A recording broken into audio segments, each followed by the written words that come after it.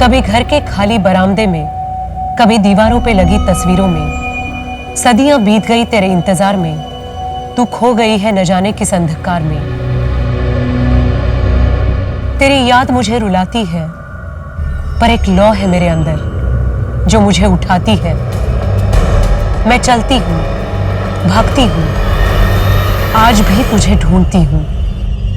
एक बच्चा जब गायब होता है तो उसका परिवार उसे ढूंढने के लिए हर मुमकिन कोशिश करता है, और दूसरी तरफ वो बच्चा न जाने कितने अत्याचारों से गुजरता है। एनसीआरबी की 2019 के रिपोर्ट के मुताबिक लगभग 1,19,617 बच्चे लापता हुए थे। मतलब 327 बच्चे हर दिन। 10 साल के अंतराल में इनमें से काफी बच्चे खोज लिए गए, पर तकरीबन 48,000 बच्चे अभी भी गायब हैं। हमने आज तक गुमशुदा बच्चों की कई कहानियां देखी, लेकिन आज का केस ऐसा है जिसमें एक बच्ची गुमशुदा हुई, लेकिन पुलिस प्रशासन को यह समझ में नहीं आ रहा था कि कोई उस बच्ची को ढूंढना भी चाहता है या नहीं। नमस्कार, मैं सोनाली कुलकर्णी क्राइम पेट्रोल सतर्क के इस नए अध्याय में आपका स्वागत करती हूँ।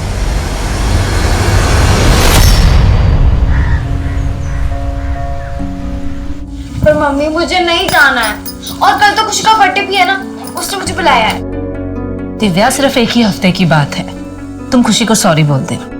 लेकिन मम्मा दिव्या, ये ले बेटा, तेरे लिए नई फ्रॉक। नई फ्रॉक? लेकिन पापा, इतना खर्चा करने की क्या जरूरत थी, और अभी तो पुरानी वाली है ना मेरे पास। अरे पुरानी वाली तू छोड़, उसको पहन के तो बिल्कुल राजकुमारी लगेगी, कोई बोल ही नहीं पाएगा तुझे किसी चीज की कमी है। मैं कह रही हूँ ना, मुझे किसी भी चीज की कमी नहीं है। हो गया तुम दोनों का? अब जाओ, बैग भी पैक हो गया।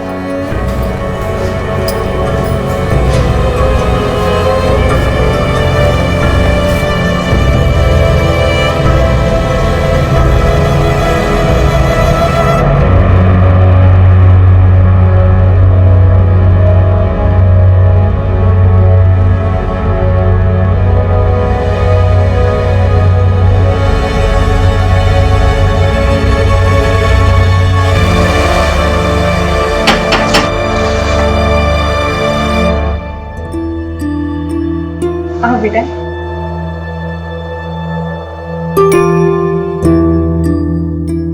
अगले मंगलवार को मैं दिव्या को ले आऊंगी। दिव्या, मेरा टाइम पे खाना खाना और टीवी कम देखना। ठीक है। ठीक है? बाय।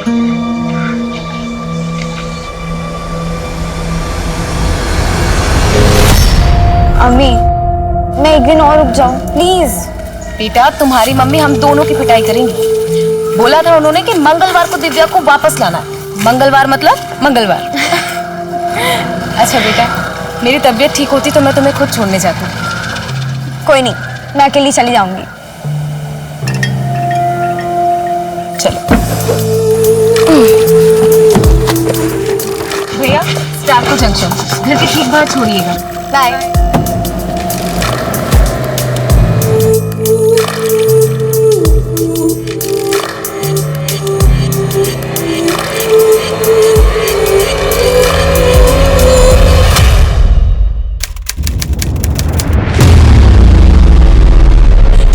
फरजाना, वो मेरी दिव्या को अकेला छोड़ ही नहीं सकती। उसने मेरी दिव्या को कहीं छिपा के रखा है। शांत हो जाइए, पहले मुझे सब कुछ ठीक से बताइए क्या हुआ। साहब, मैं बोलता हूँ आपको, हमारी बेटी है दिव्या, वो फरजाना के घर पे गई थी और आज वापस लौटने वाली थी, पर अभी तक पहुंची नहीं है साहब। क्या उम्र होगी उसकी? मेरी बेटी सिर्फ 13 साल की। ये फरजाना क्या लगती है आपकी? आप इतने सवाल क्यों पूछ रहे हैं? उस फरजाना को उठाइए और जेल में डाल दीजिए, तब बताएगी कि उसने मेरी बेटी दिव्या को कहाँ छिपा के रखा है। देखिए मैडम, हम ऐसे ही किसी को उठाकर जेल में नहीं डाल सकते, हमें अपने तरीके से काम करने दीजिए। आपकी बेटी दिव्या फरजाना के घर क्यों गई थी? सर, मेरी तबीयत ठीक नहीं थी, इसलिए मैं दिव्या को छोड़ने नहीं गई थी। ये प्रणय और सुनीता झूठ बोल रहे हैं, उन्होंने ही मेरी दिव्या को गायब किया। लेकिन क्यों? ये सवाल मुझे और मेरी टीम को हर वक्त परेशान कर रहा था। इस केस को सुलझाना उतना आसान नहीं था जितना दिख रहा था। इस केस ने हमारे सोचने समझने के तरीके को ही बदल दिया। इस केस की शुरुआत से ही हमारे जहन में एक सवाल था कि आखिर उस दिन हुआ क्या था। कौन सच की चादर ओढ़ के हमसे झूठ बोल रहा था। यह हमारे सबसे मुश्किल केसेस में से एक था। सच को साबित करना तो दूर की बात थी, सच को समझने के लिए भी हमारे पास एक भी सबूत नहीं था।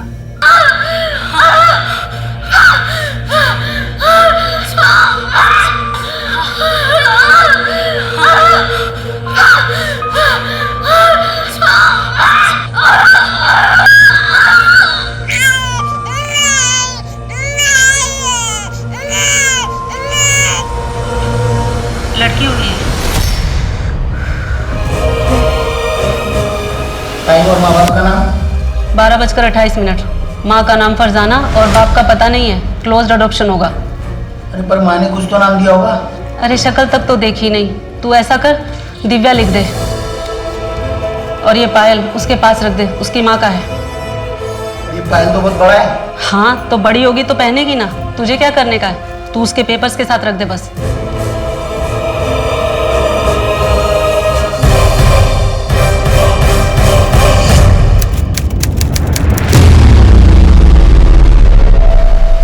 देखो बेटा, अच्छा बर्ताव करना।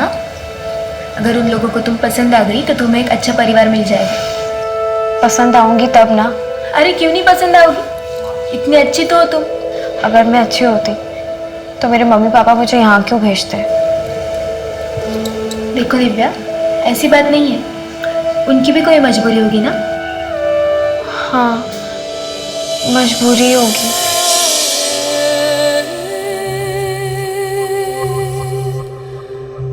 अच्छे से रहना और बीच बीच में मिलने भी आना। बाय।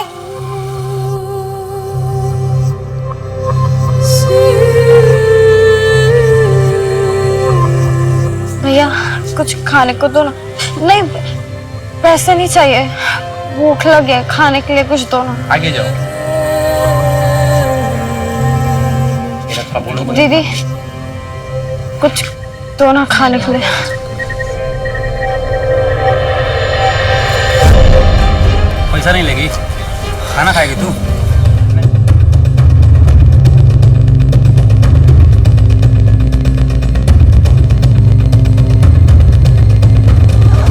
पूरे ऑर्फनेज में सबसे शांत लड़की है दिव्या।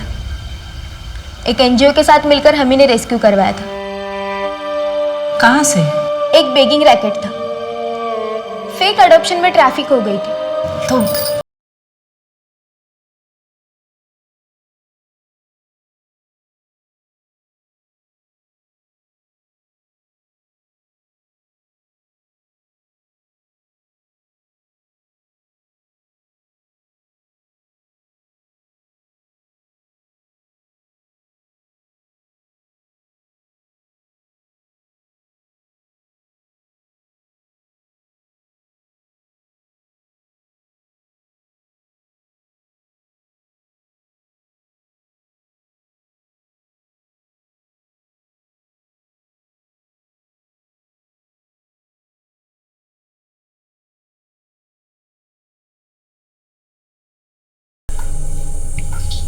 क्या हुआ?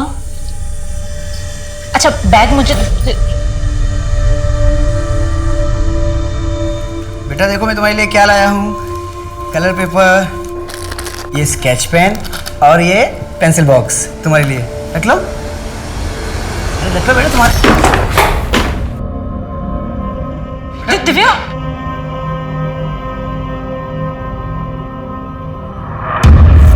पण प्रणय अडॉप्ट करण्याची काय गरज आहे? अरे शुभम है ना, इसको तो अपना ही बेटा समझ। पण भाऊ, शुभम तो है ही। एक बच्चा और रहेगा घर में तो सुनीता का भी मन लगा रहेगा। कुछ भी कर, पर एक बात का ध्यान रख, मैं मेरे बेटे का हक किसी और को मारने नहीं दूंगा। हाँ ठीक है, अगर वो तेरा खून होता तो मेरे को कोई फर्क नहीं पड़ता, पर अपनी खानदानी प्रॉपर्टी में मैं किसी और को हिस्सा लेने नहीं दूंगा। ऐसे लोग क्रिमिनल बनते हैं और ये तो पता नहीं किसका गंदा खून है। ओ भाऊ, ऐसा बोलो नको। हाँ, मैं आपकी इज्जत करता हूँ इसलिए बताने आया था, परमिशन लेने नहीं आया था आपसे। चल सुनीता, लिख तो भी। एक मिनट प्रणव, भाऊ क्रिमिनल गंदी परवरिश से बनता है और मैं अपने बच्चे की परवरिश आपकी तरह बिल्कुल नहीं करूंगी। चलो प्रणव। मन तो बेटे का था, पर कोई नहीं, बेटी सही। अच्छा हुआ हमने बेटी अडॉप्ट की, अब राजीव भाऊ को कोई दिक्कत नहीं होगी। मैं तो उनकी बात पे इतना गौर मत किया, उनकी बात का कोई सरकार नहीं होता। इसलिए बताओ, दीदी तुम्हारे साथ कुछ फ्री हुई? अभी तो नहीं, थोड़ा वक्त तो लगेगा ना उसको। दीदी का अच्छे से स्कूल में एडमिशन करवा दो। अपनी उम्र के बच्चों के साथ मिलेगी तो जल्दी खुलेगी। अच्छा प्रणय, उसका एडमिशन इंग्लिश मीडियम स्कूल में करवा दे, जहाँ पे वो पाटिल भाई है ना, उनकी बेटी जाती है खुशी, वहां पर।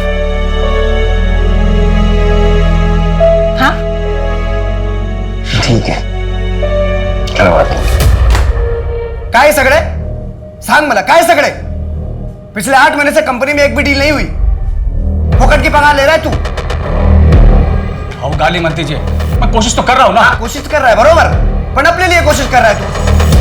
कंपनी के नाम पर जो डील आती है तू अपने नाम पे लेता है। तेरे नाम तो FIR करना चाहिए मुझे। हाँ, वो मेरा अलग से काम है, मेरे अपने कॉन्ट्रैक्ट्स हैं। मैंने तेरे को इधर बैठाया, नौकरी पे रखा, तेरे को ट्रेनिंग दी, अभी मेरे को गणित सिखा रहा है तू।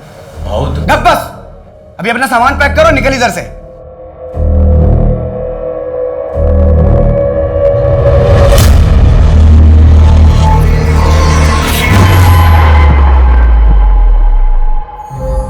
दिव्या, बेटा आ जाओ, खाना लग गया है। हाँ 10 मिनट के लास्ट समय कंप्लीट कर लेती हूँ। दिव्या, ये लो, तुम्हारे लिए नया बैग है और इसमें थैंक यू। आपको पता है स्कूल में क्या हुआ? रश्मि ने ना मेरा बेटा इसको अंदर ले जाके रखो, आराम से बैठ के बात कर, है ना? ठीक है। अच्छा।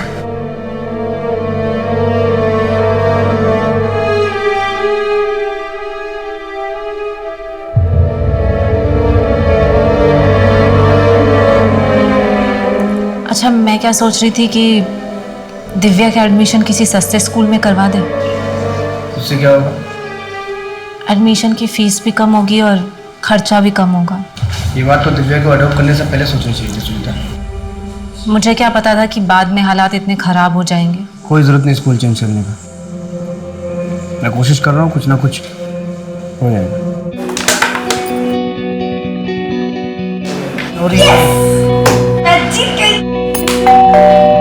मैं देखते जी। आप सुनीता मात्रे हैं? हाँ जी, बोलिए। दिव्या है क्या? आप कौन? मैं दिव्या की अम्मी।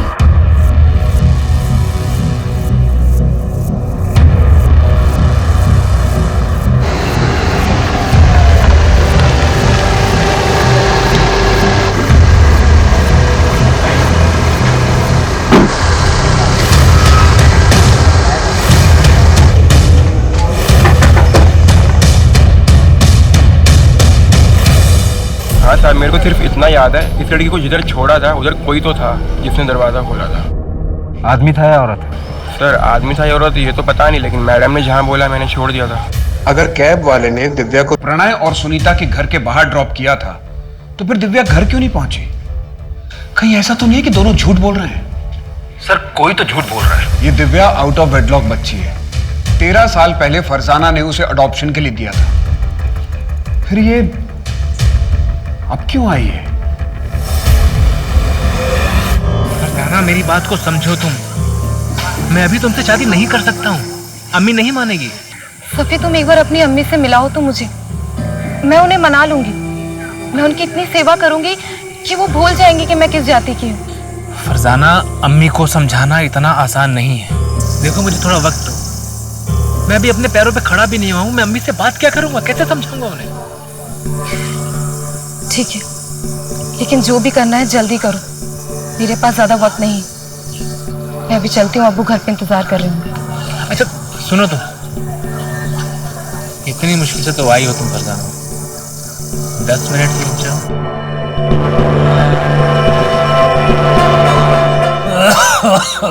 अब्बा, मैं आपके लिए दवाइयाँ ले आई हूँ। चलिए। मुर्तजा फिर से आया था, वो बिना दहेज निकाह करने को तैयार है। उसकी बस एक ही शर्त है कि निकाह के बाद नकाब पहनना होगा।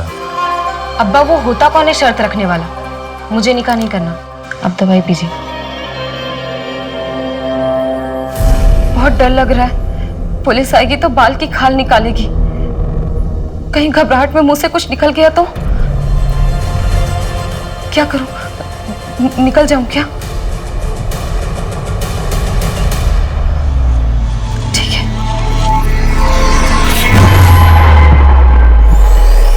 दिव्या कहाँ थी?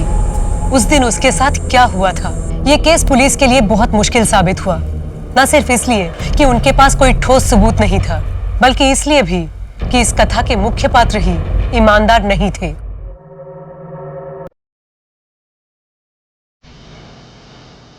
बुरा साया है तुझ पर, और वो इतनी आसानी से तेरा पीछा नहीं छोड़ेगी। बुरा साया? तो पापा आप ही बताइए ना, क्या करना होगा मुझे? अरकान करना होगा। 35 दिनों तक इसका सेवन कर, तेरी सारी बलाएं फना हो जाएंगी। हमारी कैब वाले से बात हुई, उसका कहना है कि उसने दिव्या को आपके घर के बाहर ही छोड़ा था। हो ही नहीं सकता, मैं तो सारा दिन घर पे थी, दिव्या का इंतजार कर रही थी। आप दोनों को किसी पर शक है? नहीं, हमें किसी पर शक नहीं है। और दिव्या को गायब करके किसी को क्या मिलेगा? सर मैं बोल रही हूँ वो फरजाना ही है, उसने ही मेरी बेटी दिव्या को कहीं छिपा के रखा है। अगर फरजाना ने ऐसा किया भी होता तो वो खुद क्यों नहीं गायब हो गई? ताकि साहब उस पर किसी को शक ना हो। और देखिए ना, हो भी वैसा ही रहा। आपको उस पर नहीं, हम पे शक हो रहा है। साहब हम झूठ क्यों बोलेंगे? वो तो हम पता कर लेंगे कौन और क्यों झूठ बोल रहा है।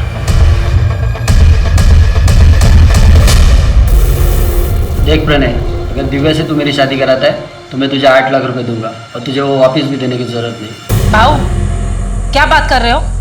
मेरी दिव्या सिर्फ 13 साल की है। तो क्या हुआ, आज नहीं तो कल शादी तो करवाओगे। 8 लाख छोटी रकम नहीं होती। आइंदा दिखाई पड़ा ना तो जान से मार दूंगा। इस कमीने ने सोच भी कैसे देखी मुझे? अपनी बच्ची बेचूंगा इसे।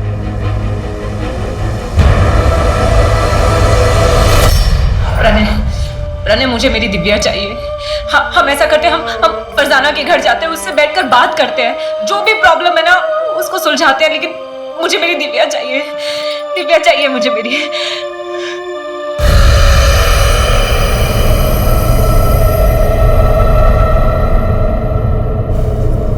खाना लगा दिया है? हट, हाथ नहीं लगाना। नहीं खाना है तेरी नाजायज कमाई। पता नहीं क्या करके पैसे लाती है। कुछ भी करती हूँ, कम से कम अपना और तुम्हारा पेट तो पालती हूँ। और ये तुम्हारी दारू, ये तो वही पैसे से आती है। सुनीता, पड़ोसी बोले फरजाना कल रात में निकल के बैग लेके। क्या? तो अब क्या करेंगे? पर कैसे? उस पर नजर क्यों नहीं रखी गई थी? सॉरी सर, वो हमसे। नीलेश, ये बहुत बड़ा ब्लंडर है। फरजाना हमारी सस्पेक्ट थी और वो हमारे नाक के नीचे से गायब हो गई। ये हमारी लापरवाही का नतीजा है। सर मैंने फरजाना के लिए लुकआउट नोटिस जारी कर दिया है, वो जल्दी हमारी गिरफ्त में। और एक बात है सर, ये प्रणय का बड़ा भाई राजीव है, वो इस एडॉप्शन से खुश नहीं था। तो क्या राजीव दिव्या को गायब करवा सकता है? हो सकता है सर, या ये भी हो सकता है कि दिव्या के साथ अब तक बहुत कुछ कर दिया गया। जी मुझे अडॉप्शन से प्रॉब्लम था, लेकिन जब लड़की अडॉप्ट हुई तो फिर मुझे क्या प्रॉब्लम? सुनीता और प्रणय का जो कुछ भी है वो रखे वो। अब उनके पास पहले कुछ नहीं है तो वो जाने। मतलब? प्रणय का बिजनेस काफी डाउन हुआ है और मुझे पूरा यकीन है सर, अब प्रणय भी पछता रहा होगा उस दिव्या को अडॉप्ट करके। और सर रही मेरी बात, मुझे उस दिव्या से क्या प्रॉब्लम होगा? मेरे बेटे को हमारी जायदाद में से उसका हक मिल जाएगा, और मुझे क्या चाहिए? 19 नवंबर को तुम कहाँ थे? मैं मेरे घर पे ही था, मेरा बेटा भी था। अब चाहे तो हमारे पड़ोसियों से पूछ सकते हैं, किसी ने तो देखा ही होगा। क्या तुम्हें लगता है कि प्रणय कुछ कर सकता है? सर प्रणय मेरा छोटा भाई है, मुझे नहीं लगता कि वो दिव्या के साथ ऐसा कुछ भी करेगा। लेकिन हाँ, वो जो उसकी माँ है ना, वो जरूर कुछ कर सकती है। तुम्हें इस बात से कोई प्रॉब्लम नहीं थी कि दिव्या की माँ दूसरे धर्म की थी? नहीं सर, मुझे क्या लेना देना, अब ये तो सुनीता और प्रणय ही जाने।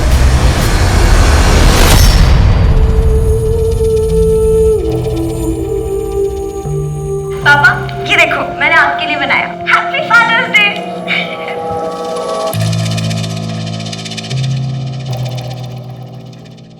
कैलाश भाऊ, पैसों की जरूरत थी, थोड़ा कैश मिल सकता है क्या?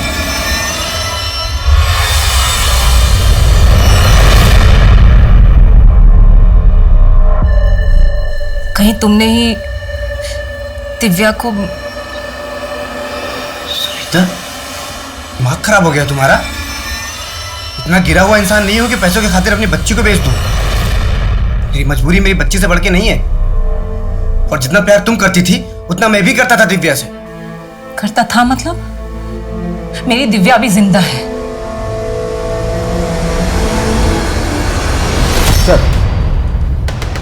सर सर प्रणय और सुनीता को दिव्या के लिए रिश्ता है।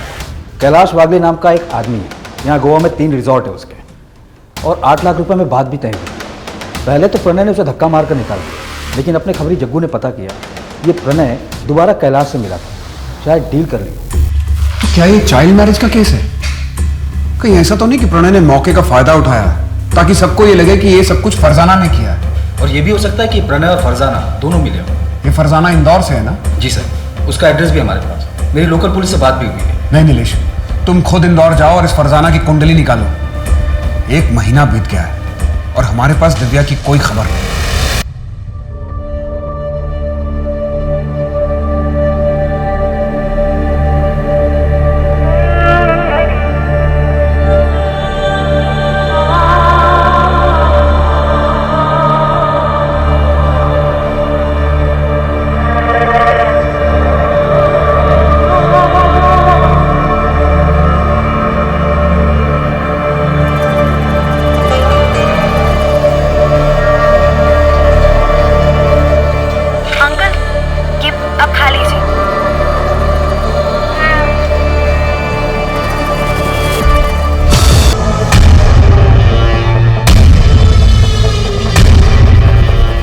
मैं ऐसे रहूंगी?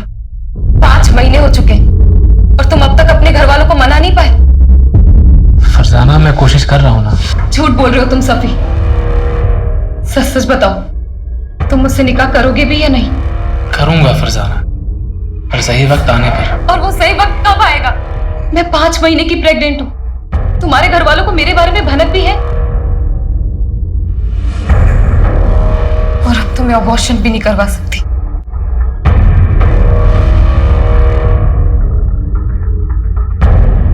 और कब तक यहाँ रहना होगा? फरजाना, जब तक पुलिस मामला रफा दफा नहीं कर देती है तब तक। काश मैं दिव्या के साथ थोड़ा और वक्त गुजार पाती।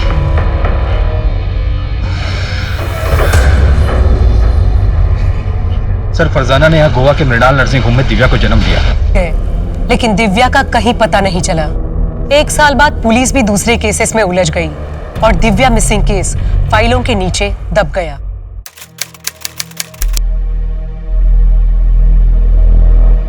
तुम अभी तक तैयार नहीं हुए? ये भवानी, नाश्ता करो। तुम्हारा रोज का नाटक है, ट्यूशन के लिए भी लेट हो जाते हो। अरे कोई बात नहीं, मैं ड्रॉप कर दूंगा। हाँ, तुम्हारे इसी लाड प्यार ने ना इसको बिगाड़ के रख दिया। दूध भी पियो। मेरा राजकुमार है ये। तू खा बेटा, आराम से खा। डैडी तुझे ड्रॉप करेंगे यार। दूध भी पियो। आज की सबसे बड़ी खबर, सुप्रीम कोर्ट का फैसला। अब बेटियां भी होंगी अपने पिता की संपत्ति में बराबर की हकदार। इंडिया की हिस्ट्री में एक लैंडमार्क जजमेंट। अब बेटियां भी होंगी अपने पिता की संपत्ति में बराबर की हकदार। मैं मेरे बेटे का हक किसी और को मारने नहीं दूंगा। हाँ ठीक है, अगर वो तेरा खून होता तो मेरे को कोई फर्क नहीं पड़ता। अच्छा, वो हमने बेटी अडॉप्ट की, अब राजीव भाव को कोई दिक्कत नहीं होगी।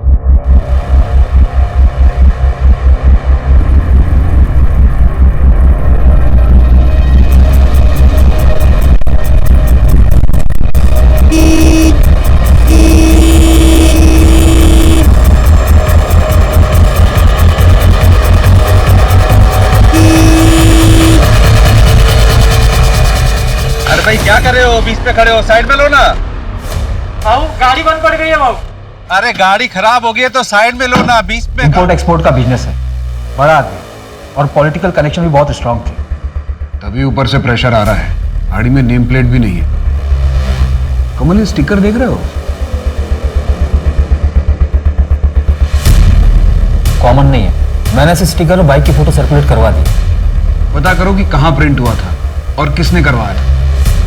विक्टिम के बारे में और कोई डिटेल? सर, सुरेश कांबले का ज्यादातर बिजनेस कैश में होता था। बैंक में पैसा जमा करने जा रहा था। इतना बड़ा आदमी खुद कैश जमा करवाने जा रहा था? पैसों को लेकर वो किसी पर भरोसा नहीं करता था। फैमिली में और कौन कौन है?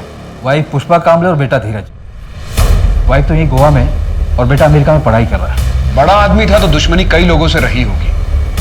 कमल, कहीं ऐसा तो नहीं कि ये रॉबरी हमें गुमराह करने के लिए हो, जबकि असली मोटिव सुरेश को रास्ते से हटाना ही हो? सर, वो एंगल भी हम खंगाल रहे हैं, लेकिन मॉडस ऑपरेंडी जगत सिंह कैसी है? जगत कौन, मुंबई वाला?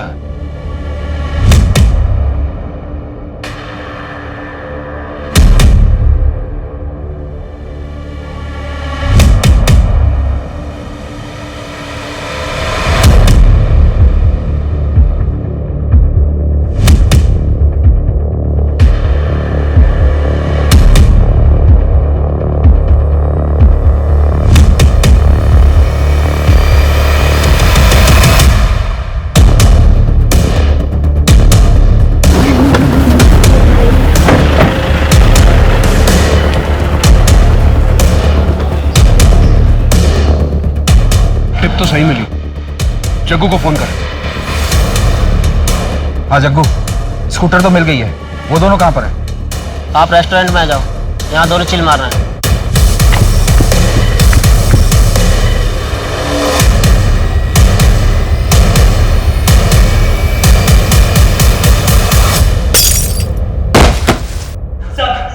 खड़ा हो। खड़ा हो। अपना मुंह खोल और बता किसके कहने पे मारा सुरेश कामले को, बोल। नहीं जानता मैं किसी सुरेश कामले को सब। नहीं जानता? अच्छा, अब तुम दोनों को कोई नहीं जानेगा। कमल, इन दोनों की ऐसी हालत करो कि इन दोनों को कोई पहचान न सके। मैं बताता है साहब, मैं बोले मुझे मत मारो साहब, मैं बोलता है साहब। गुआ के बंदे नहीं दी थी सुपारी। कौन? कहाँ मिलेगा? वहीं पे जहाँ से हमें उठाया था सर।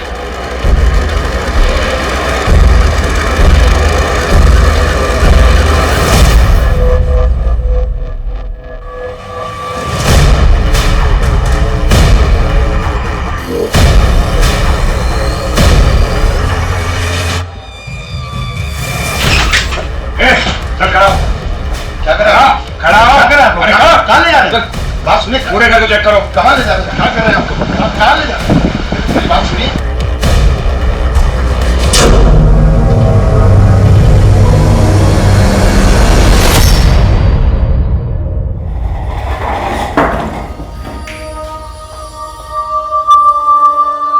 क्यों सुपारी दी थी सुरेश कामले की?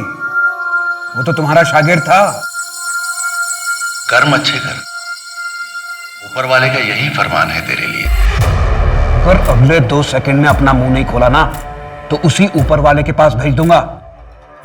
तेरा ये गुस्सा ही तेरा सबसे बड़ा दुश्मन है, और यही एक दिन तुझे जानने मिलेगा।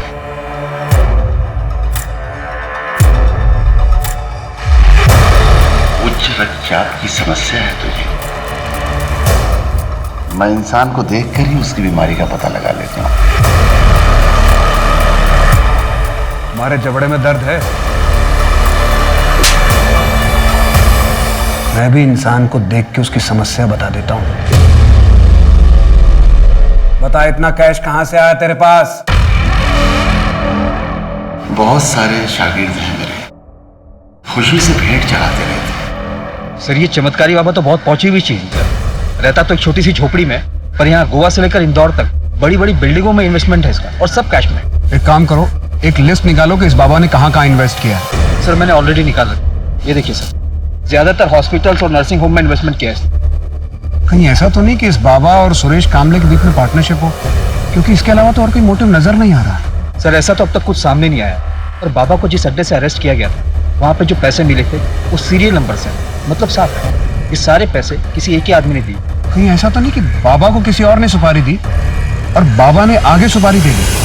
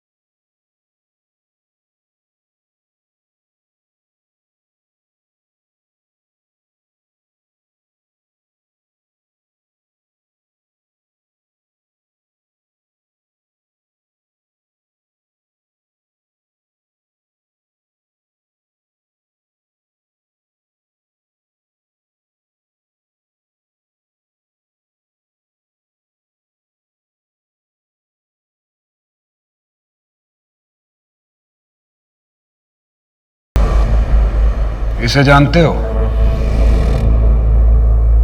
इसे जानते हो?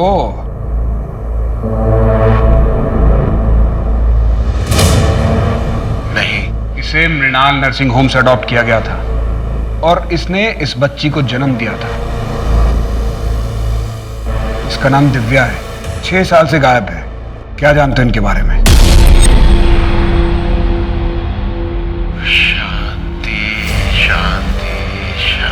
खड़ा कर इसको, अब भी ठोकूंगा, अभी ठोक देता हूं। मुंह खोलेगा कि ठोक दूं तुझे? 2/13 गणेश के पंजे।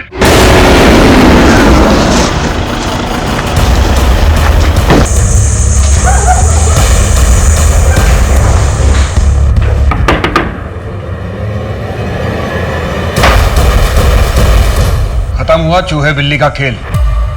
बहुत साल घुमाया तुमने। फरजाना, मेरे पास एक प्लान है, सुनो, बैठो, ध्यान से सुनना। हम एक काम करते हैं कि हम ये बच्चा एक अस्पताल में दे देते हैं। क्या बोल रहे हो तुम सफी? मैं अपना बच्चा किसी को नहीं दूंगी। फरजाना, मेरी बात ध्यान से तो सुनो। देखो, एक चमत्कारी बाबा की वजह से मुझे एक अस्पताल के बारे में पता पड़ा है। हम ये बच्चा वहां दे सकते हैं, वही बच्चा रख लेंगे और डिलीवरी होने तक तुम भी वहां रह सकती हो। हम जब निकाह कर लेंगे फिर ये बच्चा वापस ले लेंगे। और ना ही मेरा सफी से कभी निकाह हुआ और ना ही मैं अपनी बच्ची को ले पाई। फिर मुझे पता चला कि सफी को HIV है। मैंने अपना टेस्ट करवाया तो मैं भी पॉजिटिव आई।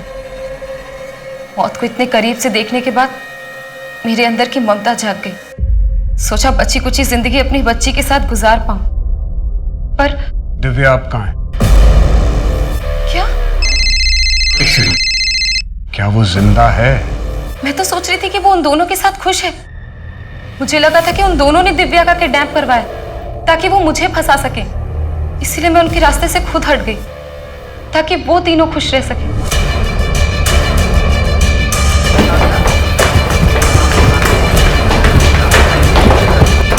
पूरे नर्सिंग होम को सर्च करो। अगर और फोर्स की जरूरत है तो और फोर्स मंगा लो। मुझे इस नर्सिंग होम का पूरा कच्चा चिट्ठा चाहिए।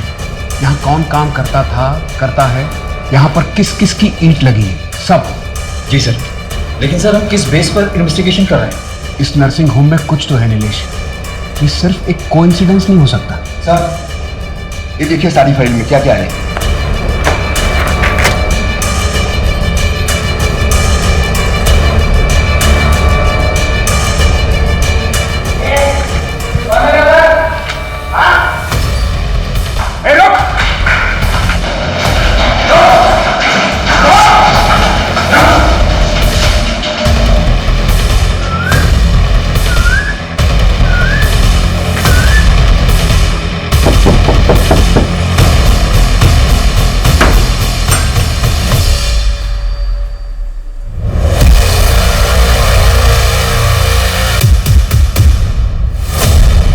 फरजाना, ये सब क्या है?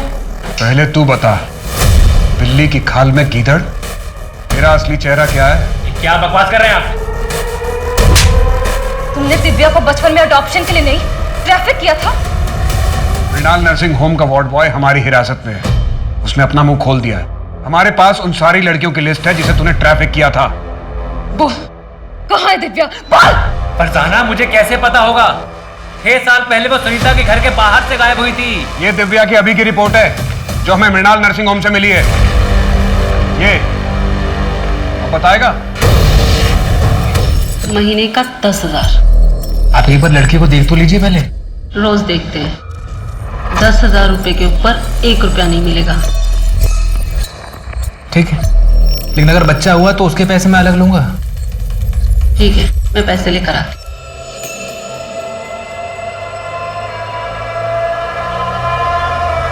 इसका नाम गौरी है। जाओ। दिव्या मुझे कभी नहीं चाहिए थी, वो अनचाही बच्ची थी। मैं बस फरजाना के साथ रहना चाहता था, लेकिन फरजाना को दिव्या चाहिए थी। इसलिए मैंने एक ऐसा रास्ता निकाला जिससे मेरे पास पैसे भी आ गए और दिव्या से छुटकारा भी मिल गया। तो जैसा खुदगर्ज इंसान मैंने आज तक नहीं देखा, जिसने अपने फायदे के लिए अपनी बेटी को एक नहीं 2 बार दलदल में धकेला। उसे एक अच्छा घर मिल गया था ना, लेकिन तूने उससे वो भी छीन लिया। सर, मैं आपको लेके चलता हूँ जहाँ पर बच्ची को रखते हैं, लेके चलता हूँ। सर यहीं पर है। कहाँ पे? दिव्या, दिव्या,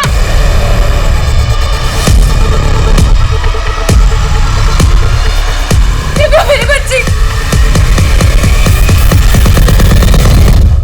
बोल मेरी दिव्या कहाँ है? बोल, मैं देखो जान से मार दूंगी फिर को। बोल मेरी दिव्या कहाँ है? यही थी दिव्या, यही रखा था मैंने। सर मैं सच कह रहा हूँ। दिव्या!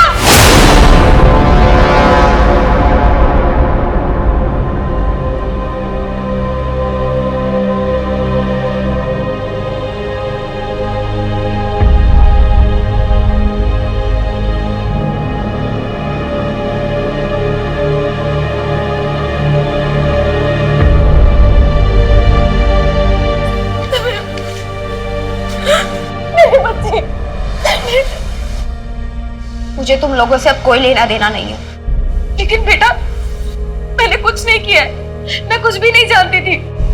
पैदा होते ही मुझे फेंक दिया, और जब मेरी जिंदगी में एक उम्मीद की किरण आई तो तुम अंधेरा बनकर आ गए। अगर तुम मेरी जिंदगी में ना आती तो मेरे साथ ये सब कुछ नहीं होता। बेटा मैं इसमें शामिल नहीं थी।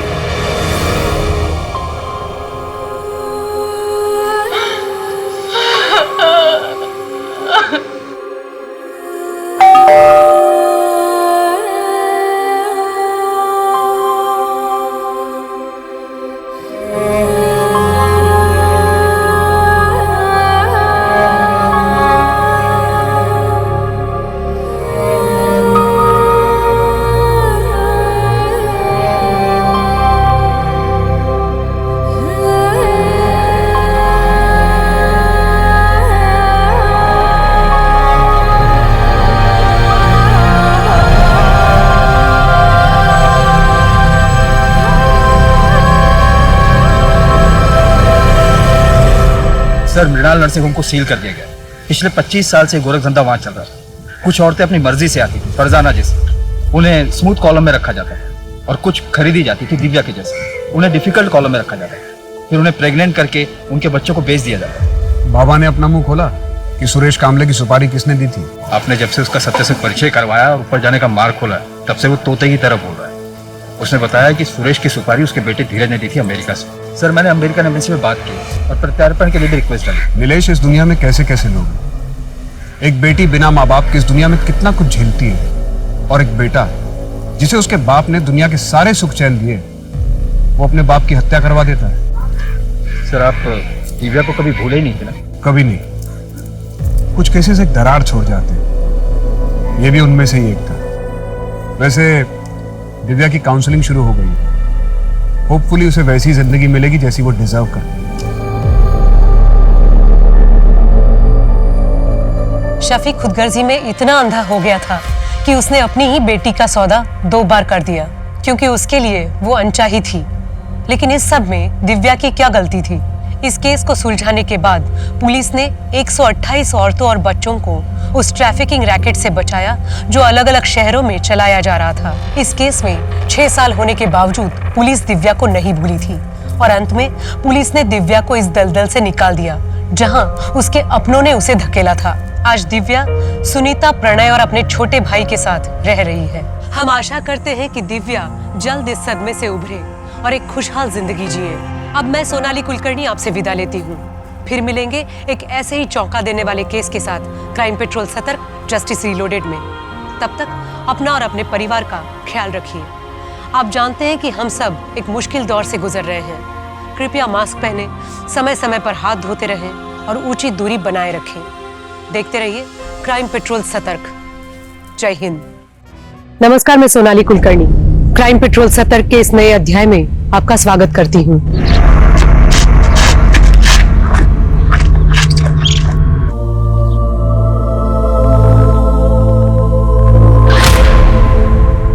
सपने जब आते हैं तो पहले ये डिस्क्लेमर नहीं आता कि सपनों में दिखने वाली घटना काल्पनिक है, लेकिन वो मासूम लापता बच्ची एक ऐसी कहानी बयां कर रही थी जिसे सुन के ये लग रहा था कि वो शायद किसी सपने में जी रही थी। कहने को तो पल भर में जिंदगियां बदल जाती है, लेकिन ये पल पल मरती एक मासूम की ऐसी कहानी है जिसका सफरनामा किसी कल्पना से भी कम नहीं था।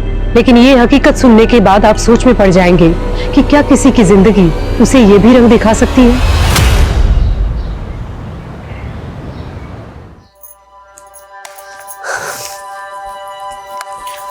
माँ, ये लिपस्टिक पाउडर भी रख दे।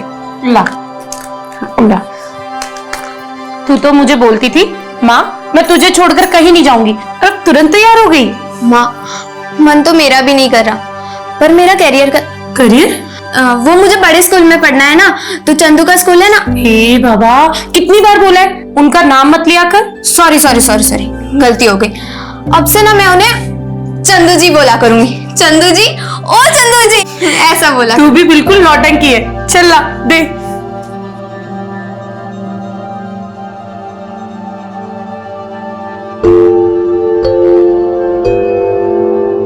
बड़ी सुंदर लग रही हो। आप इस घर की रौनक लेकर जा रहे हो। बचपन में इससे कोई गलती हो जाए तो। ऐसी बातें कर रहे हैं आप? इसके बचपन से तो हमारे घर की रौनक बढ़ने वाली है। सही बात है। ये बात त्रिलोकी की बिल्कुल चिंता मत करो, वो हमारे घर में बहुत खुश रहेगी। हैं? ये बात क्या दो। चलो भाई साहब।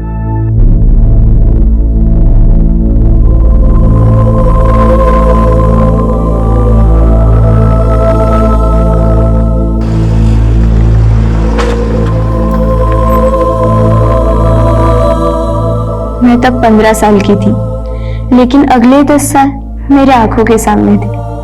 18 साल में मिस इंडिया, 19 साल में मिस वर्ल्ड और 25 साल में 25 सुपरहिट फिल्मों की जुबली स्टार।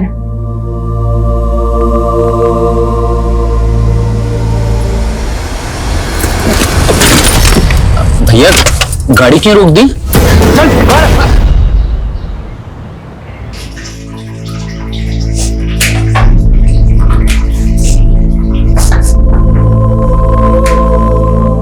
त्रिलोकी, तू प्याज काट रही है? मम्मी, अब त्रिलोकी से घर का काम करवा रही है? अरे चंदू जी, ये प्याज काट के तो मैं रोने की प्रैक्टिस कर रही हूँ। रोने की प्रैक्टिस? क्योंकि मिस वर्ल्ड बनने के बाद मैं फिल्म एक्ट्रेस बनना चाहती हूँ। Film actress? हाँ, क्यों? चंदू जी ने आपको बताया नहीं? मम्मी, मैं वो बताने वाला था। त्रिलोकी को मिस इंडिया, मिस वर्ल्ड और फिल्म एक्ट्रेस बनना है। पूछ क्या गो बरबर रहा इसके दिमाग में? ये कोई एक्ट्रेस फैक्ट्रेस ना पड़ेगी, कोई स्कूल भी स्कूल ना जाएगी। ये आज से तेरी अम्मा के घर के काम में हाथ बटावेगी। तो आप मुझे नौकरानी बना के लाए? ऐसे तेवर छोरी, एक बात गांठ बांध के रख ले, आज से तू वही करेगी जो हम चाहते हैं। मैं यहाँ दुखियारी अबला बनकर नहीं रहना चाहती, मैं अपने गांव वापस जा रही हूँ। छोरी, तू कहीं ना जावेगी और आज के बाद जबान भी ना चलावेगी। जबान चलाई ना तो काट दूंगा। चल अंदर, लेके जा इससे।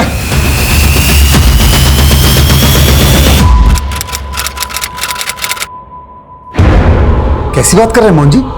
त्रिलोकी यहाँ क्यों आएगी, वो भी इस वक्त? दोपहर से कुछ पता ना चल रहा, समझ नहीं आ रहा कहाँ गायब होगी। अरे ऐसे कैसे गायब हो सकती है त्रिलोकी?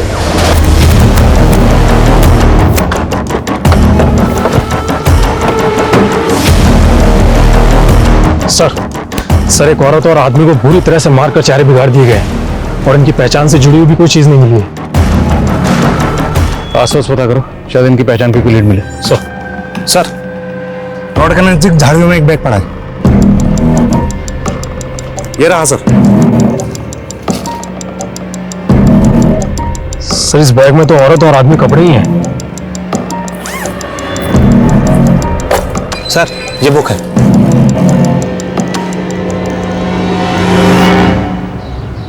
साहब, मेरी बेटी त्रिलोकी पिछले 3 महीने से रेवाड़ी में मेरे दोस्त मोहन जी के घर पे रह रही थी। कल शाम से उसका कुछ पता नहीं है सर। त्रिलोकी को आखिरी बार कहां देखा था आपने? हमारे घर के बाहर दोपहर में देखा था। त्रिलोकी, एक कप चाय बना दे मेरे लिए। उसके बाद तो फिर वो अंदर ही नहीं आई जी, पता नहीं बाहर से कहां चली गई। तो उस वक्त घर में त्रिलोकी और आपके अलावा और कौन था? वो जी मैं और वही थे। मेरी बीबी और बेटा तो बाहर गए थे बाजार। त्रिलोकी का कोई बॉयफ्रेंड वगैरह? नहीं साहब, ऐसी कोई बात नहीं है। आप त्रिलोकी को ढूंढे ना साहब, पता नहीं मेरी बेटी किस हाल में होगी। इस किताब का नाम है, जिसके उर्दू में मायने हैं खत्म, मतलब दी एंड। पर हमारे लिए कहानी खत्म नहीं, हमारे लिए कहानी अब शुरू हुई है। और इस किताब में मिली ये तस्वीर, और इस तस्वीर में दिख रही है बच्ची और औरत, इस कहानी के तो किरदार हो सकते हैं। पोस्टमार्टम डॉक्टर का कहना है कि हमें जिस डेड कपल की बॉडी मिली उनकी उम्र 25 से 30 साल हो सकती है, और उस मरहूम औरत ने कोई डिलीवरी भी की थी। तो मुमकिन है कि उस औरत के पास जिस आदमी की बॉडी हमें मिली वो उसका शौहर हो, और ये बच्ची उस डेड कपल की बेटी। इस तस्वीर को हरियाणा के सारे थानों में सर्कुलेट करो, शायद इस कपल को लीड मिले। हमने अपनी त्रिलोकी की जिम्मेवारी आप लोगों को दी थी और आप लोग उसे संभाल भी ना पाए। अरे हम क्या करते, उस छोरी के पैर ही ना टिकते थे। यहाँ कहती थी मिस वर्ल्ड बनेगी, ये पता नहीं कितनी भाज गई। ये क्या बोल रहे हैं मोहन जी आप? अरे मैंने सपने में भी ना सोचा था कि आप मेरी छोरी पर ऐसा लांछन लगाओगे। संस्कार तो आप ही नहीं दिए थे उसको, और हम क्या झूठ बोल रहे हैं आपसे? बस करो मम्मी, मुझे मालूम है त्रिलोकी को किसने गायब किया। तो अब तक क्यों नहीं बताया आपने किस पे गायब किया त्रिलोकी को? और राजकुमार, सुना घर में छोरी ले आया तू है? तुम्हें इससे कोई मतलब? अरे सुन तो, मतलब दोनों के बीच में सब कुछ ठीक तो चल रहा है ना रात में? मेरा मतलब है कि बिना कपड़ों के देखा है कि नहीं? कौन है वो लड़का? चल बोल, त्रिलोकी को कहाँ गायब किया? साहब मैंने गायब नहीं किया है त्रिलोकी को, ये चंदू ने मुझे फंसा रहा है। उल्टा उसके घर वाले और ये चंदू मिलकर ना उस पर जुर्म ढा रहे थे त्रिलोकी पर। अगर तूने सच नहीं बोला ना तो जुल्म हम ढाएंगे तेरे ऊपर। साहब झूठ नहीं बोल रहा हूँ, ये चंदू के घर वालों ने चंदू का और त्रिलोकी का बाल विवाह करवाया था।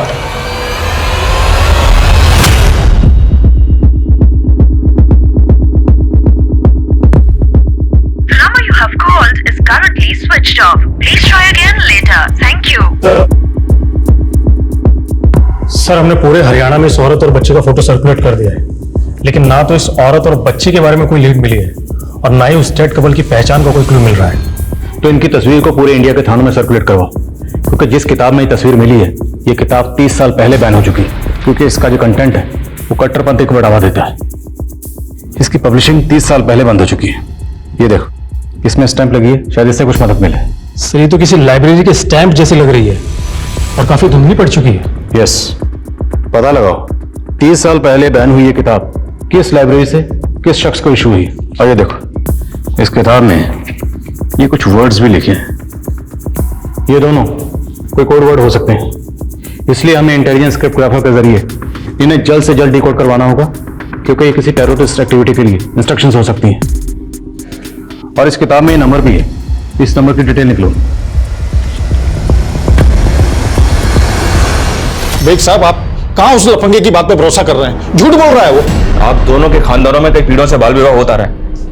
आप लोगों के मोहल्ले वालों से बात की हमने, रिश्तेदारों से भी बात की, आपसे भी पूछ रहे हैं। त्रिलोकी और चंदू का बाल विवाह हुआ था ना?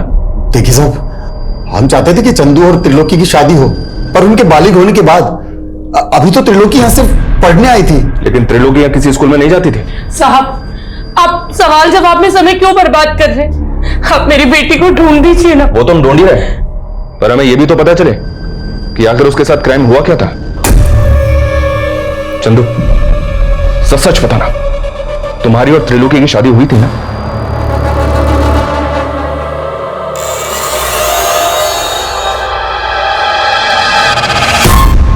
नहीं सर, हमारी शादी नहीं हुई थी, हम तो बस दोस्त हैं।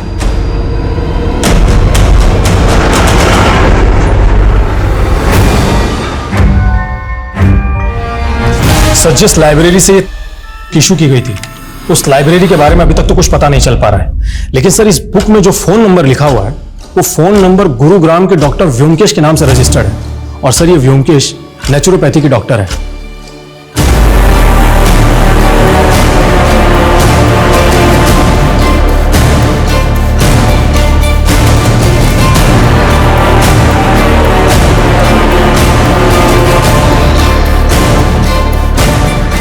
फंटोस, फंटोस, जी मालिक, एदिके आए।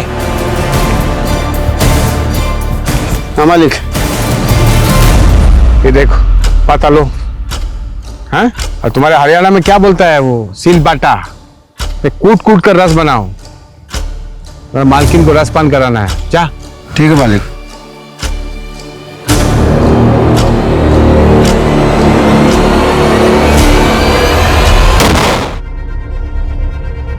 ये डार्लिंग, तुमको आज बुखार है और तुम यहाँ बैठकर इतना सच समझ रही है?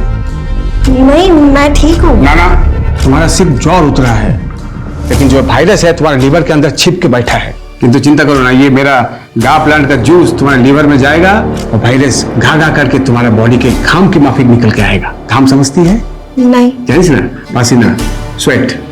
लेकिन मैं अब ठीक हूँ। हाँ ठीक ना, जूस खा, जूस खाओ। नहीं खाओ। क्या है ये? मेरा गा प्लांट को सुनकर मेरा फर्स्ट वाइफ मर गया। पॉइजन है ना इसमें, इस प्लांट में। किंतु तुम चिंता करो ना, ये पॉइजन तुम्हारे लिए अमृत है। तुमको कुछ नहीं होगा, तुम नहीं मरोगी। साहब। हाँ की होलो रे? बाहर पुलिस आई है। आसची।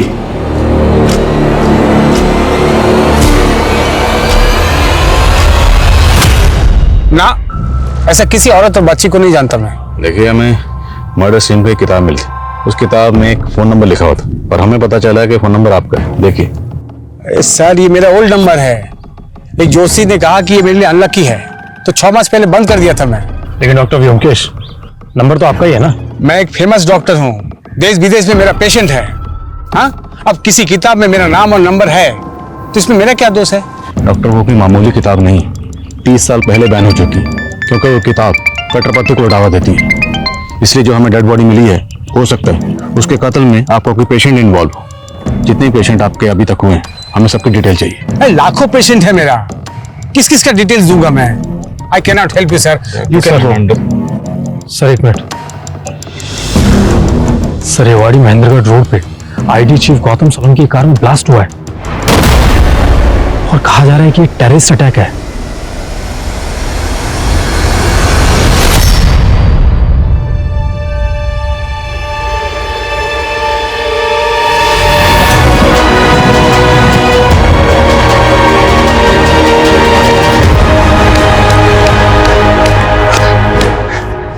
ये छोरी। अच्छा,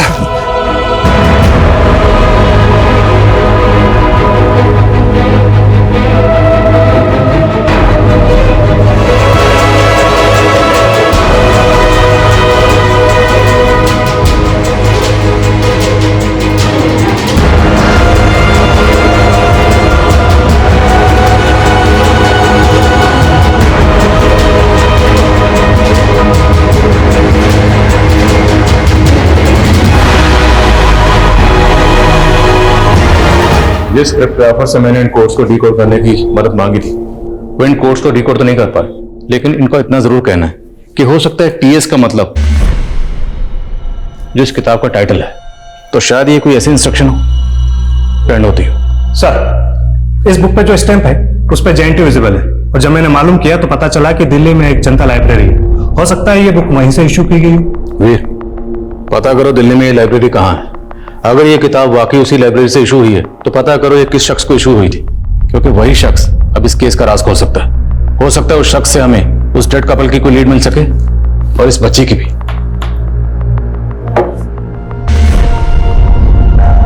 समीर जी, प्रिया और उमंग की कुंडली का मिलान तो हो गया। बस अब ये दोनों एक दूसरे को पसंद कर लें तो फिर हम आगे की बात करते हैं। जैसा आप ठीक समझे। आप तलवार ही है ना? क्या हुआ? मैं पसंद नहीं आया आपको? त्रिलोकी हमें रेवाड़ी महेंद्रगढ़ रोड पे मिली थी। एक आदमी ने इसका वीडियो बनाया था और उस वीडियो को सर्कुलेट किया। उस वीडियो को जब हमने देखा तो हमें इसके बारे में पता चला। मैं एक टाइम मशीन में बैठी थी और फिर खो गई। उस वीडियो में ये जिस तरह से बात कर रही है, ऐसा लग रहा है कि जैसे इसकी दिमागी हालत ठीक नहीं है। और हमने जब इसको बताया कि इसके पेरेंट्स ने आत्महत्या कर ली है तो ये एकदम से खामोश हो गई। ये 3 महीने कहाँ थी, ये वो बताया इसने? जी नहीं, ये कुछ भी नहीं बता पा रही है। लेकिन हमने जब इसका मेडिकल टेस्ट करवाया तो पता चला कि पिछले कई महीनों से इसे नशे के इंजेक्शन दिए जा रहे थे और लगातार इसके साथ बलात्कार किया जा रहा था। बलात्कार? जी हाँ। त्रिलोकी ये भी नहीं बता पा रही है कि इसके साथ बलात्कार कौन कर रहा था। चाइल्ड काउंसलर की हेल्प से हम त्रिलोकी से दोबारा बात करेंगे, तब तक आप लोग इसे संभालिए। क्योंकि इसके पेरेंट्स के अलावा एक आप ही हैं जिसे हम इसकी कस्टडी दे सकते हैं।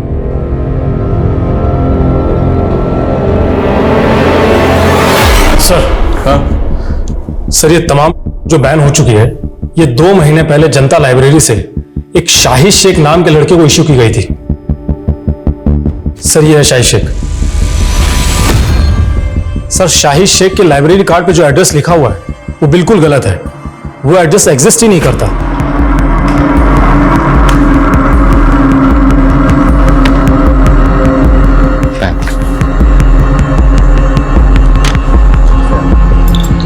Thank you.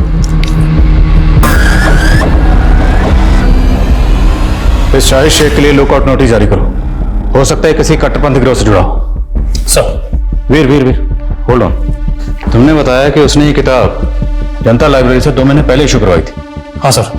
लेकिन इस किताब पे ये जो नंबर लिखा है डॉक्टर व्योमकेश का, तो उनका तो कहना है कि उन्होंने ये नंबर 6 महीने पहले बंद कर दिया था। सर, डॉक्टर व्योमकेश बिल्कुल झूठ बोल रहा है।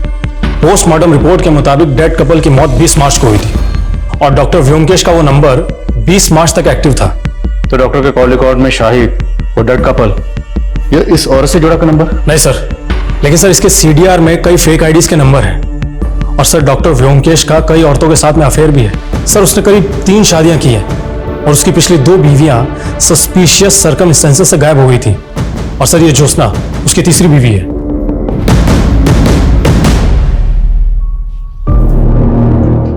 मेरा फर्स्ट वाइफ ने मुझे बददुआ दिया कि मेरा अंग भंग हो जाए और मेरा सेकंड वाइफ का मरते ही मेरा लंगड़ा हो गया। बट नेवर माइंड, आज मेरे पास तुम्हारे जैसा ब्यूटीफुल वाइफ है। आज हमारा मैरिज का फर्स्ट एनिवर्सरी है। Happy anniversary darling. Thank you. Let's celebrate. Come dance with me. आप जब साथ होते हो तो बड़ा अच्छा सा लगता है, पर आप जब टूर पे चले जाते हो तो अकेलापन महसूस होता है। तो मैं सोच रही थी क्यों ना फैमिली प्लान। मेरा हर वाइफ को बच्चा चाहिए होता है। तुम भी बोल कर ये जता रही है कि मैं एकदम पुंसक हूं। नहीं नहीं, मेरा मतलब वो नहीं था। I mean, हम बच्चा अडॉप्ट भी तो कर सकते हैं ना। बच्चा अडॉप्ट करेंगे? हैं? बच्चा?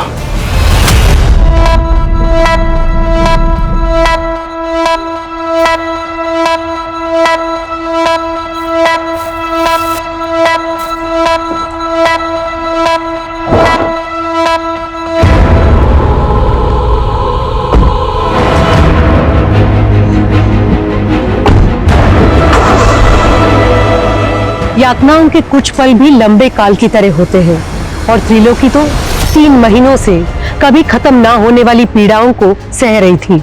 मिस इंडिया और मिस वर्ल्ड बनने के उसके सपने तो अब धूमिल से गए थे, लेकिन उसके अंदर जलती लौ में क्या अब भी कोई चिंगारी बची थी? कहते जिंदगी अगर जहर हो तो हम जहर का घूंट पी पी कर भी यही सोचते हैं कि शायद एक दिन हमारे नसीब में अमृत का प्याला होगा। लेकिन त्रिलोकी के नसीब में अब क्या था? मौत या एक और जहर भरी जिंदगी? एक अलग कपल की हत्या के केस में पुलिस शाहिद को तलाश कर रही थी और साथ ही इस केस में अब डॉक्टर व्योमकेश को प्राइम सस्पेक्ट मान रही थी।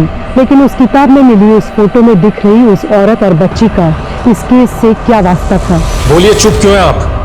कहाँ है डॉक्टर व्योमकेश? सर, वो तो आज सुबह ही दिल्ली चले गए, कल सुबह तक वापस आ जाएंगे। ये चोट कैसे लगी आपको? क्या सर, मैं आपसे अकेले में बात कर सकती हूँ? Yes sir. ये देखिए सर, वो आदमी मुझे रोज मारता है जानवरों की तरह। आप रोइए मत, मैं उसके खिलाफ घरेलू हिंसा का केस बना देता हूँ। आप गवाही देंगी? नहीं सर, अगर मैंने ऐसा किया तो वो अपनी पिछली 2 बीवियों की तरह मुझे भी मार डालेगा। What? उसने अपनी बीवियों को? जी सर। आपके पास कोई सबूत है इसका? नहीं सर, लेकिन जब से मैंने उससे शादी की है मुझे ये तो मालूम हो गया कि वो आदमी अच्छा नहीं है। इस आदमी को और इस औरत को क्या डॉक्टर व्योमकेश के साथ में कभी देखा था आपने? नहीं सर, कभी देखा तो नहीं है, लेकिन मैं आपको इन लोगों के बारे में पता करके बता सकती हूँ। अच्छा एक काम कीजिए, आप मेरा पर्सनल नंबर ले लीजिए और आपको कुछ भी प्रॉब्लम हो आप मुझे फोन कीजिएगा। सर हम मानते हैं उस कार ब्लास्ट के बाद मीडिया में एक केस और भी हाईलाइट हो गया, लेकिन सर मेरा यकीन मानिए हम इस केस को जरूर सॉल्व करेंगे, बस हमें थोड़ा सा वक्त दीजिए सर। और जी सर, जय हिंद।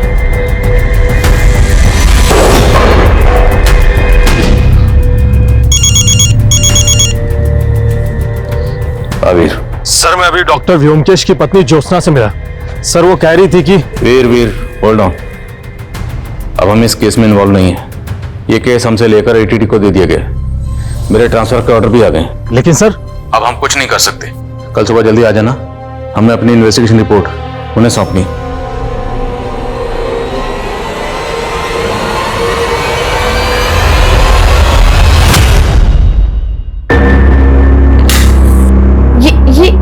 ये क्या कर रहे हैं आप? ये जबान थाप करने की थेरेपी है। अब मैंने वो शब्द थाप थाप बोलना सीख लिए हैं जिनकी आज सबसे ज्यादा जरूरत है। बोलूं? I love you.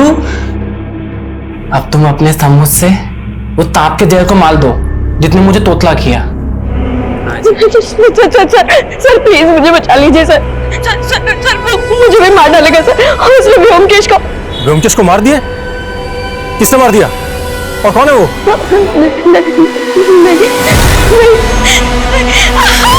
Hello hello Jyotsna जी, ज्योत्सना जी मेरी आवाज आ रही है आपको? हेलो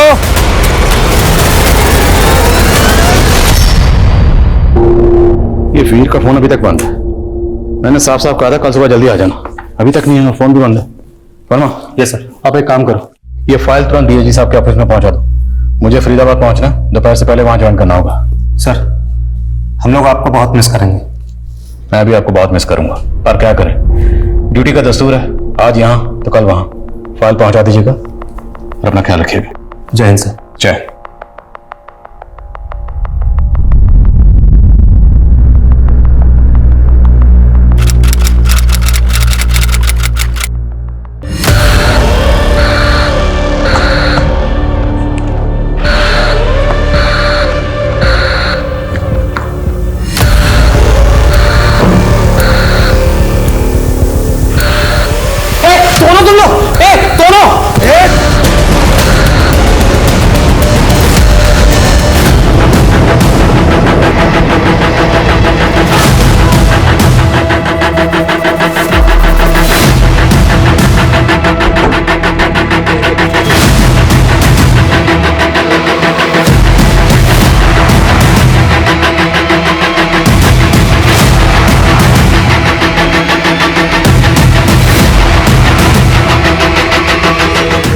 सर घर के आसपास कोई सीसीटीवी नहीं मिला है, ना ही कोई ऐसा विटनेस मिला है जिसने किसी सस्पिशियस आदमी को घर में आते जाते देखा। कितने टोटल फैमिली मेंबर्स थे, कौन कौन रहता था? सर यहाँ तो ये तीनों ही रहते हैं, रोशनी, उसका बेटा उमंग और पत्नी प्रिया। और उसी ने बताया कि 2 महीने पहले ही प्रिया और उमंग की शादी हुई थी। पता नहीं मुझे ऐसा क्यों लग रहा है कि मैंने इस प्रिया को पहले कहीं देखा है।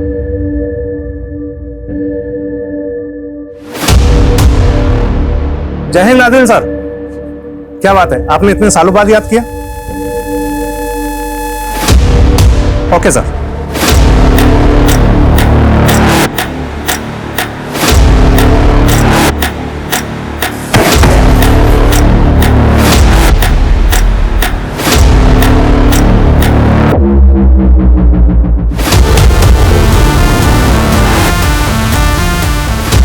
सर आप कह रहे हैं कि 6 साल पहले मानेसर में जिस लड़की को आपने मरा हुआ पाया वो प्रिया थी, और अब 6 साल बाद उसका फरीदाबाद में मर्डर हो गया। मेरा इंट्यूशन तो यही कह रहा है। दरअसल 6 साल पहले हमें जिस कपल की डेड बॉडीज मिली थी उनके चेहरे बुरी तरह से बिगड़े हुए थे, इसलिए उनकी पहचान पता करने में हमें थोड़ा वक्त लग रहा था। हालांकि उस केस को सॉल्व करने में हम जी जान से लगे हुए थे, और जिन क्रिमिनल्स ने आईडी चीफ की कार में ब्लास्ट किया था एटीटी ने उन्हें अरेस्ट कर लिया था, लेकिन उन क्रिमिनल्स का उस डेड कपल के कत्ल से कोई ताल्लुक नहीं मिला था, और ये 6 साल पुराना केस अभी भी अनसॉल्व है। सर डॉक्टर का कहना है कि मौत के वक्त प्रिया की उम्र 18 से 20 साल होगी। इस लिहाज से तो 6 साल पहले वो 12 से 14 साल की बच्ची होगी। तो फिर इसकी शक्ल प्रिया से क्यों मिल रही है? क्या ये महज इत्तेफाक है? प्रिया की फैमिली के बारे में कुछ पता चला? अभी तक तो नहीं सर, हम कोशिश कर रहे हैं। इस तस्वीर में जो बच्ची थी, इसकी शिनाख्त पर उस वक्त हमने ज्यादा जोर नहीं दिया, और वो शाहिद जिसने जनता लाइब्रेरी से ये किताब इशू करवाई थी, वो भी कभी पकड़ा नहीं गया। उसके बाद डॉक्टर व्योमकेश का गायब होना, उसकी बीवी ज्योत्सना का गायब होना, और मेरे कलीग PSI वीर का गायब होना, ये सब कुछ मुझे अटपटा लग रहा था। इसलिए मैंने DIG साहब से इस केस को रीओपन करने की परमिशन मांगी। मुझे पूरा यकीन है कि इन दोनों केसेस का आपस में कोई ना कोई ताल्लुक जरूर है।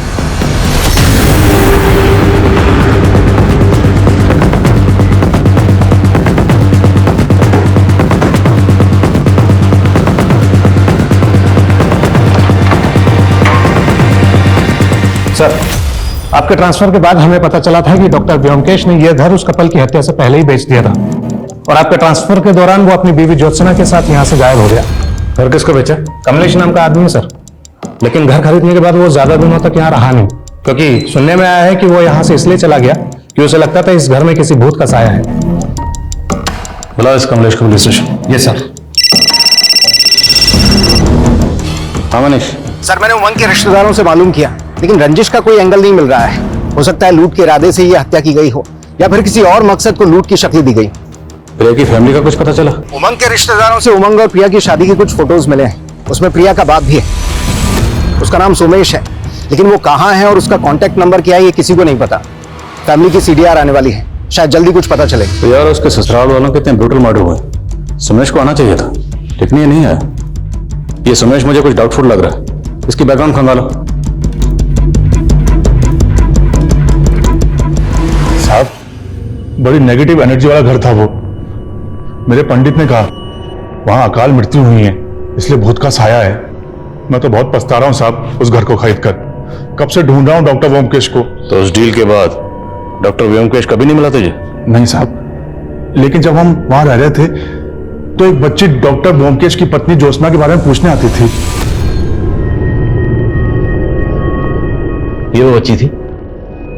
नहीं साहब, कोई और ही बच्ची थी।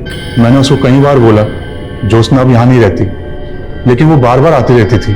बच्ची आती कहाँ से थी? उसका नाम, एड्रेस कुछ तो पता होगा? नहीं साहब, एड्रेस तो नहीं है, लेकिन हाँ वो अपना नाम मधु बताती थी और गोल्डन पब्लिक स्कूल की यूनिफॉर्म पहने रहती थी। मधु, गोल्डन पब्लिक स्कूल। कमलेश का बयान ये अंदेशा दे रहा था कि डॉक्टर व्योमकेश के घर में कुछ ठीक नहीं था, लिहाजा पुलिस ने जल्द ही उस घर की छानबीन की और उन्हें व्योमकेश द्वारा उगाए गए प्लांट्स के नीचे 4 नरकंकाल मिले। पुलिस को 6 साल पहले ये भनक थी कि व्योमकेश की 2 बीवियां रहस्यमय तरीके से गायब हो गई थी। पुलिस अब ये अनुमान लगा रही थी कि 4 में से 2 कंकाल व्योमकेश की उन 2 बीवियों के होंगे और बाकी 2 शायद सब इंस्पेक्टर वीर और व्योमकेश की तीसरी पत्नी ज्योत्सना के। तो क्या इन सब के कत्ल व्योमकेश ने किए थे? अगर ऐसा था तो वो कहाँ गायब था? सर जब मैंने मानेसर के गोल्डन पब्लिक स्कूल में पता किया तो पता चला कि 6 साल पहले वहाँ मधु नाम की एक स्टूडेंट पढ़ा करती थी। वो स्लम में रहने वाली एक अनाथ थी और उसका एडमिशन ज्योत्सना ने करवाया था। ये मधु आप कहाँ? सर अचानक से इस बच्ची ने स्कूल आना बंद कर दिया। अब उसके बारे में कोई इन्फॉर्मेशन नहीं है, लेकिन स्कूल रिकॉर्ड्स में मुझे इस बच्ची की फोटो दिखी, जिसकी फोटो आपने किताब में देखी थी। ये मधु की क्लासमेट थी। और सर इसकी माँ का भी फोटो दिखा, जिसकी शक्ल इस औरत से बहुत मिलती है। ये सर अगला फोटो उसी का है। स्कूल रिकॉर्ड में इस औरत और बच्ची का नाम क्या मेंशन है? सर औरत का नाम सुनिधि और बच्ची का नाम पार्वती। पार्वती, पार्वती। एक बार को अगर हम मान लें कि प्रिया ही पार्वती है, क्योंकि बच्ची बड़ी होकर अपनी माँ जैसी दिख सकती है, तो शायद उमंग की बीवी प्रिया पार्वती हो सकती है। 6 साल पहले हमें जिस कपल की डेड बॉडी मिली थी, उनका DNA प्रिजर्व किया गया था। उस मरहूम औरत के DNA से प्रिया का DNA मैच करके देखो। और मधु इस वक्त 18-19 साल की होगी। पता लगाओ मधु कहाँ। सब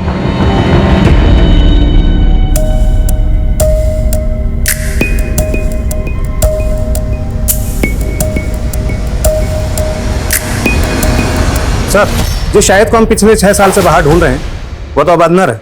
अंदर है? Yes sir. जब 6 साल पहले हमने क्रिमिनल डाटा चेक किए थे, तब शाहिद का कोई भी क्रिमिनल रिकॉर्ड नहीं था, लेकिन अब पिछले 4 सालों से वो रोहतक की जेल में एक स्मगलिंग के केस में कैद है। साहब ये बहुत चालू औरत थी। मैं एक पिम्प के जरिए इससे वन नाइट स्टैंड के लिए मिला था और मुझे उससे प्यार हो गया साहब। मैंने अपनी लाइफ में सिर्फ 2 नंबर के काम किए, इसलिए सेटल होना चाहता था साहब, इसलिए इससे शादी कर ली। लेकिन साहब इसने अपने लोगों के साथ मिलकर के मुझे ही लूट लिया था।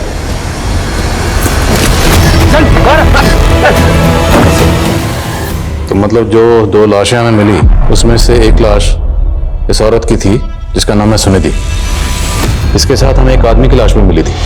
वो आदमी कौन था? साहब मुझे कुछ नहीं मालूम, मैं भाग गया था वहां से। अच्छा, तुमने जनता लाइब्रेरी से एक किताब इशू करवाई थी जो कि 30 साल पहले बैन हो चुकी है। किस कट्टरपंथी ग्रुप से जुड़ा था? नहीं साहब, मैं किसी कट्टरपंथी ग्रुप से नहीं जुड़ा हूं। मुझे तो सिर्फ वैसी किताबें पढ़ने का शौक था बस। उस किताब में एक नंबर लिखा हुआ था जो डॉक्टर व्योमकेश का। उसे कैसे जानता है? साहब मैं उन्हें नहीं जानता, लेकिन ये नंबर तो सुनिधि का था। मैंने उस वक्त उस किताब में लिख दिया था। उस किताब में एक तस्वीर मिली थी। उस तस्वीर में सुनिधि के साथ ये बच्ची भी थी। ये बच्ची कौन है? ये तो उसकी बेटी थी साहब। वो बोलती थी कि उसका पहला पति मर गया था। अच्छा, पिंप कौन था जिसके जरिए तो सुनिधि से मिलता था? शायद शंकर था साहब। वो उसका नंबर भी था मेरे पास में पुराने वाले फोन में। क्या यही शंकर है? हाँ साहब यही था, मुझे याद है साहब यही था।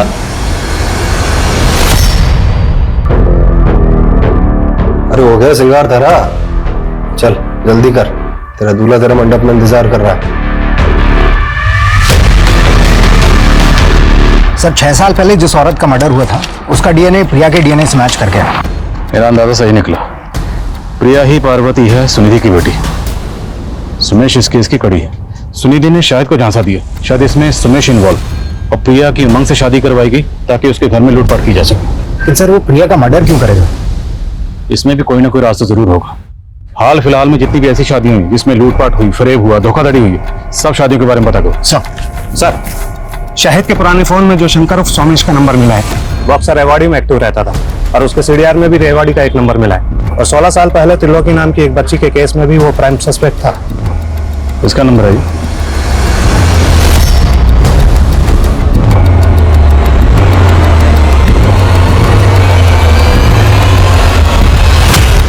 बोलिए कौन? सुमेश है या शंकर?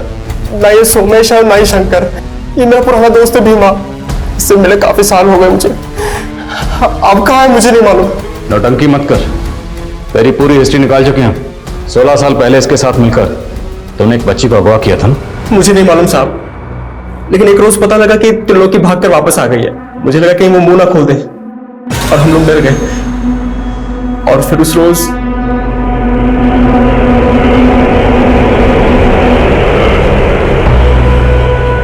जिसने उस बच्ची को वहां पर अकेला छोड़ा था वो शख्स कौन था?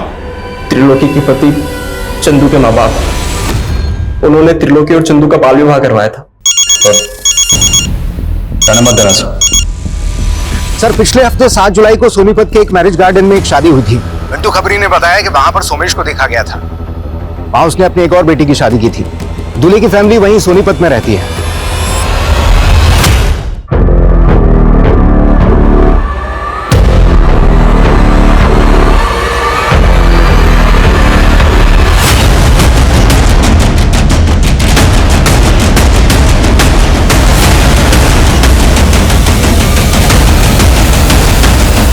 Jyotsna, wife of doctor Byomkesh. तो तुम हो इस खेल की असली खिलाड़ी। तुमने ना सिर्फ लोगों को लूटा बल्कि बहुत सारे कत्ल भी किए और बहुत सारी मासूम बच्चियों को अगवा करके उन्हें सेक्स रैकेट में धकेला। 16 साल पहले तुमने एक त्रिलोकी नाम की बच्ची कहा? मैं ही हूं त्रिलोकी। सोचा था त्रिलोकी जैसा नाम, वैसे तीनों लोक की रानी बनूंगी, पर मेरे नसीब में लिखा था ये पाताल लोक। माँ बाप पति सबसे दूर हो गई और बन गई इस पाताल लोक की महारानी। और ये आदमी मेरा सबसे बड़ा दुश्मन था। इसका दिया हुआ जहर पी पी कर मैंने सोचा अगर जहर ही पीना है तो फिर शान से पीऊंगी और मेरे हुस्न का जादू चलता गया। पर मुझे और रईस बनना था, इसलिए मैंने सोचा कि रईसों को फंसाकर उनके पैसे और जायदाद सब लूटकर मालकिन बन जाऊंगी। और इन्हीं रईसों में से एक रईस था डॉक्टर व्योमकेश। हाँ, कमीना था तो पैसे वाला, पर उससे शादी करने के बाद मुझे पता चला कि उसने अपनी पिछली दोनों बीवियों को मारकर उसी घर में गाड़ा हुआ है। इसीलिए वो उस घर को बेचकर भागना चाहता था। जब उसने वो घर बेचा तो मैंने उन पैसों को लूटकर भागने का प्लान बनाया। सुनिधि भी तुम्हारी तरह लड़के फंसाती थी? हाँ, सुनिधि को ये धंधा मैंने ही सिखाया था। व्योमकेश का पुराना सिम कार्ड मैंने ही सुनिधि को इस्तेमाल करने के लिए दिया था। हमें डर था कि उनकी पहचान से हम लोग फंस ना जाए, इसलिए उनको मारने के बाद उनकी बेटी प्रिया को अपने साथ ले आए। और वो अनाथ बच्ची मधु, उसे भी इसलिए पढ़ा रहे थे। तो बच्ची कहाँ है? ये मधु।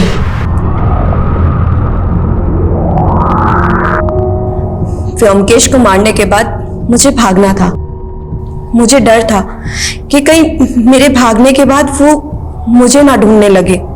इसीलिए मैंने इंस्पेक्टर वीर को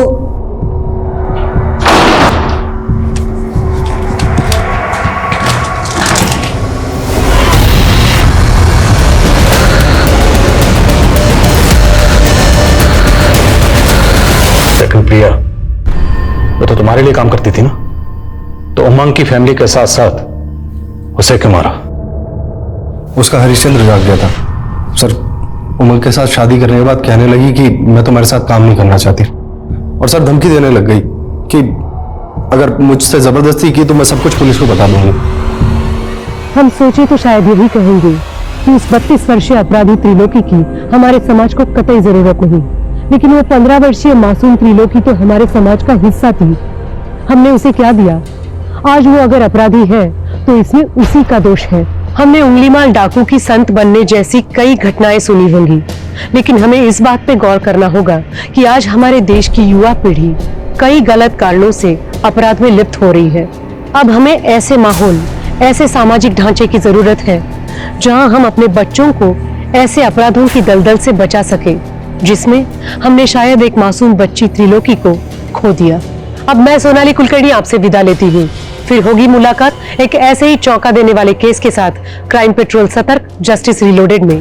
तब तक अपना और अपने परिवार का ख्याल रखें, मास्क पहने, सैनिटाइजर का इस्तेमाल करें और उचित दूरी बनाए रखें। देखते रहिए क्राइम पेट्रोल सतर्क। जय हिंद। इस तरह के और भी एपिसोड देखने के लिए हमारे चैनल को सब्सक्राइब करें और बेल आइकन दबाना ना भूलें।